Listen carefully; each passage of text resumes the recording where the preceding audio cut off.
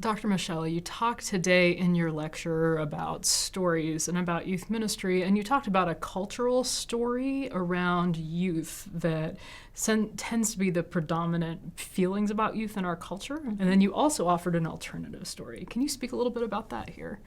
Sure. Yeah, I think kind of the reigning narrative about teenagers is that they are immature, that they're difficult, that raising them will bring you to your knees, that they're driven by hormones, their frontal lobes are underdeveloped, and they just are so immature and they really need to grow up. That sounds great. Yeah.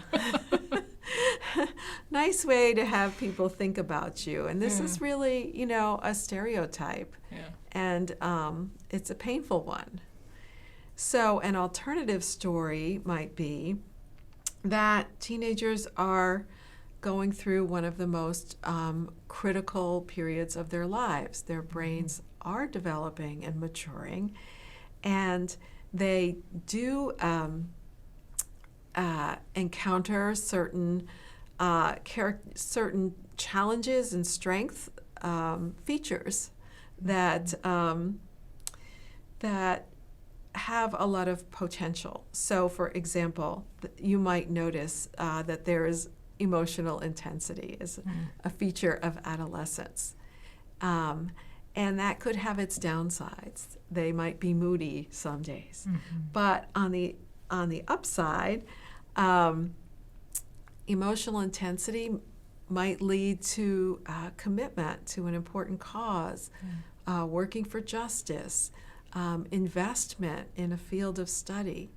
So I think it's important to, when we tell stories about youth, to tell stories that recognize their strength and their potential, and not just kind of the downsides of their growing years. Sure.